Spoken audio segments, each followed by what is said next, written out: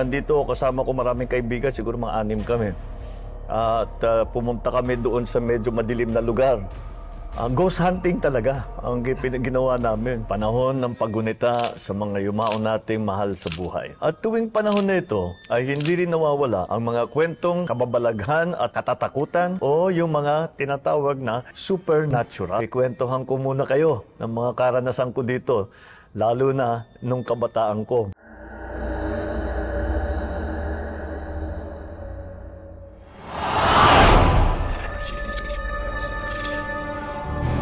Manila North Cemetery.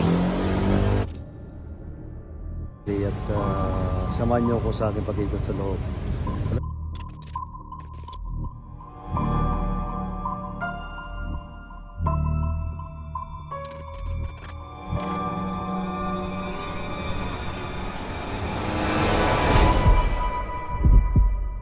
Matre. Anong itsura? Ano ba yung nangyari? Oh, anong klase? Tinapugot ang ulo. Bigla lang yung lumalabas.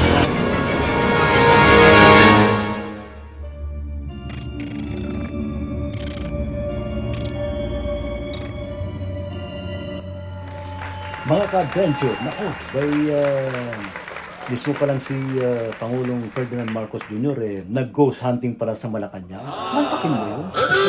Nag-ghost hunting pala si Pangulong BBM sa Malacanang nung kabataan niya. At yan ay kasama sa kanyang kwento, yung kanyang inilabas na vlog ngayong araw ng Undas na multo sa Malacanang. Yun. Kinito nito para makarelate na rin sa ating mga kababayan. Ano nga ba ang ating kaugnay nga nitong pag-aalaala sa mga namayapan nating mahal sa buhay, mga kaibigan, ngayong araw ho ng mga patay, araw ng Undas. So yan, marami siyang mga kwento, kanyang personal na karanasan sa kanyang pananatili sa Malacanang, especially nung siya'y bata pa, nang manungkulan noon ang kanyang ama na si dating Pangulong Ferdinand Marcos Sr. At yan ay kanya binahagi sa kanyang vlog sa BBM vlog sa YouTube maging sa kanyang Facebook. Panahon ng paggunita sa mga yumao nating mahal sa buhay. At tuwing panahon na ito ay hindi rin nawawala ang mga kwentong kababalaghan at katatakutan o yung mga tinatawag na supernatural. Maraming mga ganyang kwento, lalo na sa mga matatandang gusali. Mga old houses, mga old building, mga historical site. At hindi magpapatalo dyan ang palasyo ng ating sambayanan dito sa Malacanang.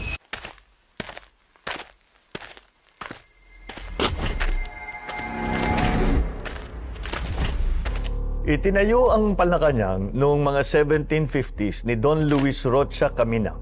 Ang Malacanang noon ay isang summer house. Binili naman ito ng Estado noong 1825 bilang summer house ng Gobernador General. Mula 1863, tinirahan ito ng 18 Gobernador General, 14 na American military and civil governors at kinalaunan, mga pangulo ng ating bansa. Nakailang renovation at refurbishment na ang palasyo, makalipas ang ilang digmaan, pero ang pinakamalaking pag-remodel ay naganap ng time ng aking ama dahil ang mother ko ang gumawa ng remodeling. Etong mga kwento ito ay hindi ko pa talaga nakikwento sa mga anak ko.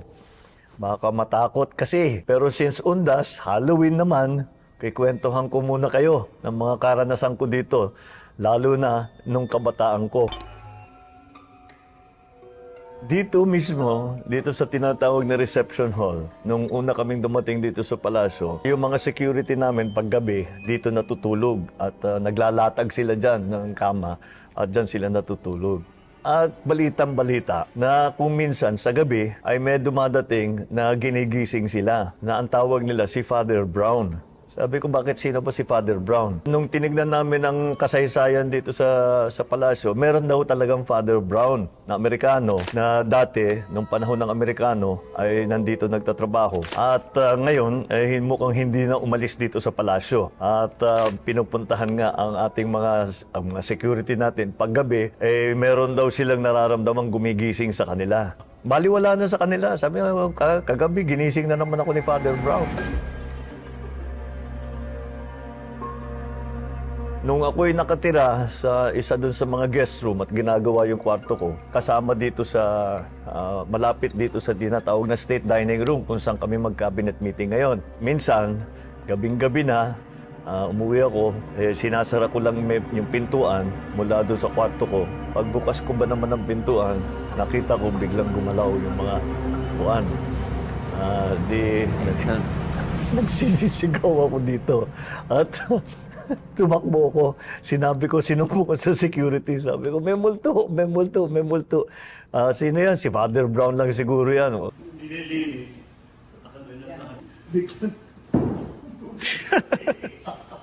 Still find that hard to believe. Ay, nako. It's true.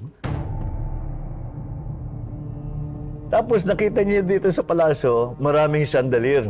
Pagka naririnig namin, nakikita namin na gumagalaw, sabi namin, baka mukhang may lindol. Kasi pag lindol, nakikita mo, gumagalaw-gaw yung mga chandelier. Pero kung minsan, maraming chandelier nga, isa lang yung gumagalaw. At hindi namin alam, dahil wala namang bukas na bintana, hindi naman maabot ng tao yan, nakakapagtaka kung bakit nagkakaganon. Ito, nagbubukas ng mag-isa. Gabi, isasara yan. Nakasarado yan, pag naman lock, pero nakasara. Pagbalik siya, mas narado na yan. So, pinabayaan ngayon yan. Pagbalik niya naman, sarado na naman. Kung minsan, lalo na paggabi at nag-iisa ka, lalo na pagpaakyat dito sa front door, yung formal na hagdan na papasok sa palasyo, minsan, actually ilang beses nangyari sa akin, pag akyat ko na ganun, ramdam ko na may nakatingin sa akin dun sa likod. Kaya, pag tingin mo na gano'n, ramdam sa paglalakad ka. Tinitignan ko, nilalabas. Patras tuloy ako paakyat dahil nakakatakot, dahil alam ko na talagang alam nyo naman kung minsan, pag naglalakad ka, manaramdaman mo pag may nakatingin sa'yo, yung may sumusunod sa'yo. Ganun ang pakiramdam ko. Yung kwento ni Pangulong BBM ay ilan lamang yan doon sa mga talagang kwento na narinig ko na rin habang tayo nag-cover dyan sa Palasyo ng Malacanang way back sa panahon ni dating Pangulong Fidel Valdez Ramos. And during that time, marami na rin ako narinig ng mga kwento tungkol dyan na especially pag inabot ka ng 10 oras ng gabi kapag ikaw ay nag-overtime dyan sa Kalayaan Hall sa Malacanang, meron dyan na may narinig na parang nangahatak ng kadena. Iba naman ay may mga istorya, may mga nagpapakita mga white lady. In fact, sa panahon pala ng mga nakalipas na mga administrasyon, panahon ni dating Pangulong Aquino, ni dating Pangulong GMA, ay meron pang ibang mga istorya dyan ng mga staff na mga biglang kakaibang mga tunog sa gabi, sa ating gabi. Meron daw gumagalang kaluluwa ng babae sa palibot ng palasyo.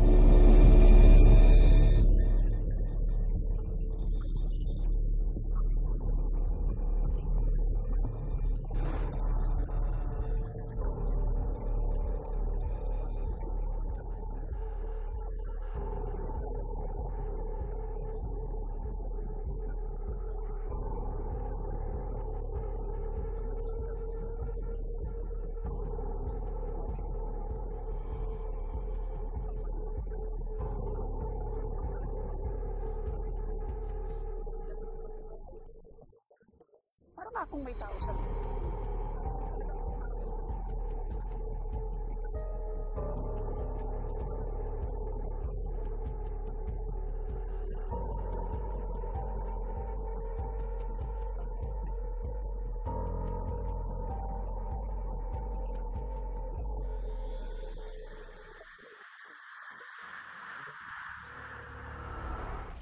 Minsan, nandito kasama ko maraming kaibigan, siguro mga 6 kami. At pumunta kami doon sa medyo madilim na lugar. Ghost hunting talaga ang ginawa. Yun. So, ang nakaka-excite lang doon yung kanyang sinabi na ghost hunting pala siya. And of course, meron siya mga personal encounters sa mga ghosts. Malakas ang loob namin dahil marami. Oo, marami kami. Sabi namin, malakas ang loob namin. So sabi ko, dun tayo dahil maraming kwento dun sa lugar na yan. So yung isang kaibigan ko, bubuksan niya yung pintuan. Bago niya nahawakan yung doorknob, bumukas yung pintuan ng mag-isa. Nako, yung sigaw namin. 2:00 ng umaga yun. Alala ko yun eh. 2:00 ng umaga yun. Takbo kami doon sa kwarto ko. Inon namin lahat ng ilaw. Nagpatugtog kami ng music na malakas para mawala yung takot namin doon sa nangyari sa amin.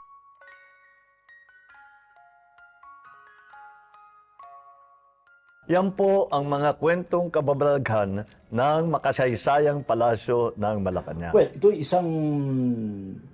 isang patunay na ang mga historical sites like Palacio ng Malacanang, sa Intramuros area, yung mga old buildings sa po natin sa Pilipinas ay talagang pinamumugaran ho ng mga multo. Pero hindi ito para dahilan na tayo matakot na. Ito'y patunay na talagang mayaman sa kultura ang ating bansa. So, yan ang dapat siguro na ipagmalaki natin. Hindi sa para manakot tayo, kundi pagmalaki natin na tayo punong-puno ng kultura. Batay na rin sa kasaysayan na napagdaanan natin mula pa ng panahon ng Kastila, panahon ng mga Hapon, panahon ng mga Amerikano na sumakop sa atin. Alright? So yan, ang kabuuan ng ating pagtalakay sa ating vlog ngayon, sa ating Ray to Sivan Adventures. So, huwag niyo kalimutan like, subscribe, and share for more videos. At ito ay pinaalaala lang natin na ang mga sumakabilang buhay na yung mga ghosts sa paligid, ay nandiyan lang sila at nagpapaalala sa atin. Pero siguro kung meron naman talagang kailangang ipagdasal po natin. Lalo na ating mga mahal sa buhay. Alright? See you!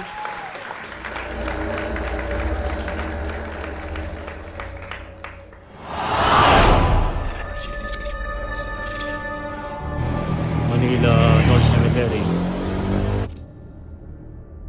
At samahan niyo ako sa aking pag-ikot sa loob.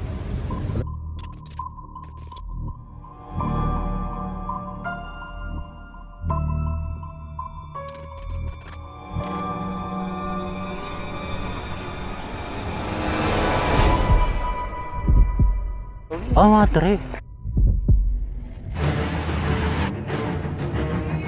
Anong itsura? Ano ba yung nangyari? Oh, anong klase? Tinapugot ang ulo. Bigla lang lumalabas.